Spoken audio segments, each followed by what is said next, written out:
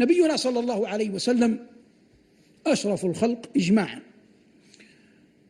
وهو محمد بن عبد الله بن عبد المطلب بن هاشم بن عبد مناف بن قصي بن كلاب بن مرة بن كعب بن لؤي بن غالب بن فهر بن مالك، إلى أن يصل النسب الطاهر إلى عدنان، ثم من عدنان إلى إسماعيل، وإسماعيل الابن الأكبر لخليل الله إبراهيم. أبوه عبد الله تزوج امرأة من بني زهرة، مع أن عبد الله هذا والد النبي عليه الصلاة والسلام من بني هاشم، فتزوج من بني زهرة آمنة بنت وهب.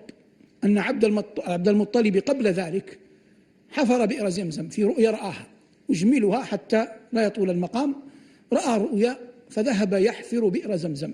قريش في أنديتها تراه، لكنها لم تحفل بالأمر ولم تقم معه. لما رأى عبد المطلب الماء كبر، أظهر السرور، دخل قريش المنافسة، قاموا إليه يمنعونه، قالوا نحن شركاء معك في هذا الماء، فامتنع. فلما امتنع تحاكموا، ولم يكن يومئذ الجزيرة يحكمها أحد، تحاكموا إلى الكهنة، فخرجوا إلى كاهن يرتضونه، فخرج عبد المطلب معه بعض بني هاشم ومعه الملأ من قريش يحتكمون إلى أحد الكهنة يسافرون إليه. في الطريق أصابهم العطش، نفذ الماء، فأخذوا ينتظرون الموت. ثم بعث عبد المطلب ناقته، يعني أقامها، فالناقة وهي قائمة بخفها في الأرض نبع الماء، فقالت قريش وكانوا عقلاء: إن الذي سقاك في هذه المفازة في هذه الصحراء هو الذي سقاك عند مكة، ولن نحاكمك إلى أحد، رضينا أن زمزم لك. ورجعوا. فلما رجعوا تذكر عبد المطلب أن الذي جرأ قريشا عليه قلة الولد، فنذر أنه إذا رزق 10 من الولد أن يذبح أحدهم.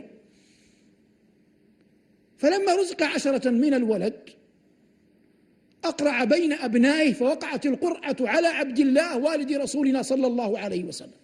فلما هم بذبحه منعه 2.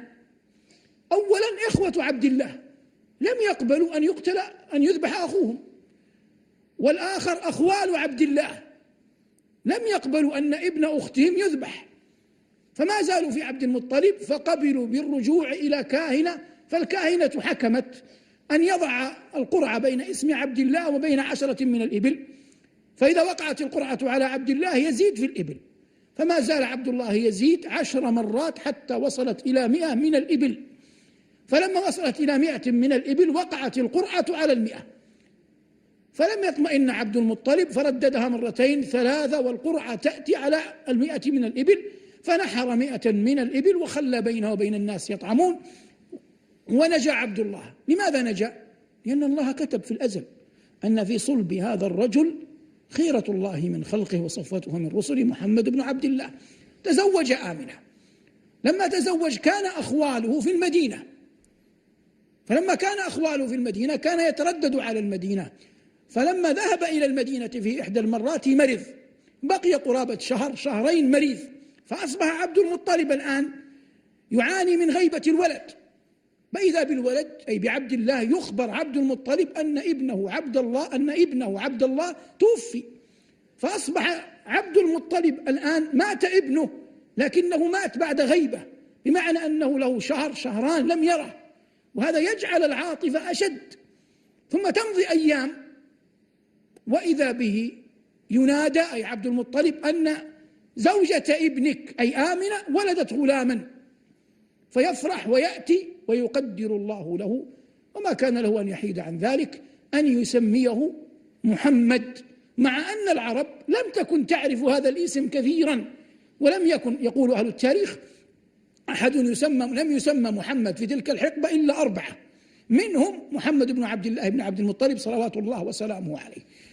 أصبحت علاقة الجد الآن بالابن بالحفيد علاقة قوية، لأن الأب غائب وغاب بعد 2 ثم مات ولم يقبر أمام عينيه، لم يشهد وفاته، دفن في المدينة، وانظر أين دفن في المدينة، كأنه إرهاص أن هذا النبي، هذا الولد، هذا الابن سيكون له مرجع في المدينة، لأن غالبا الفرع يتبع الأصل.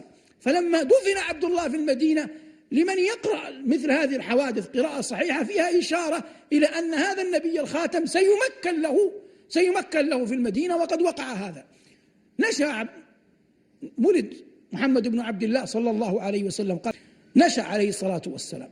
هذا هو اليتم الذي عناه الله عز وجل بقوله ألم يجدك يتيما فآوى. فنشأ صلى الله عليه وسلم يتيما يكفله جده، ثم مات الجد، قبل ذلك ماتت الأم، حتى لا يبقى لأحد عليه منه، ولا يصبح قلبه الطاهر الشريف النقي معلقا بأحد، إذ أنه لم يرى أباه. وقليلا ما في الذاكرة أمه ماتت وعمره 6 سنين، والجد مات وعمره 8 سنين، فأصبح صلى الله عليه وسلم قلبه كله لمن؟ كله لله. وهذا هو السؤدد الحق. ثم كفله أبو طالب، فأصبحت قريش بعد ذلك لما كبر وأتاهم بالنبوة وأشرقت شمس نبوته تعيره بقولها يتيم أبي طالب. لكن المقصود هو بيان قول الله عز وجل في استفهام تقريري ألم يجدك يتيما فآوى، صلوات الله وسلامه عليه. حث عليه الصلاة والسلام بعد ذلك في سنته على اليتامى، وأمر بالإحسان إليهم، وقد دل القرآن في أكثر آياته على هذا.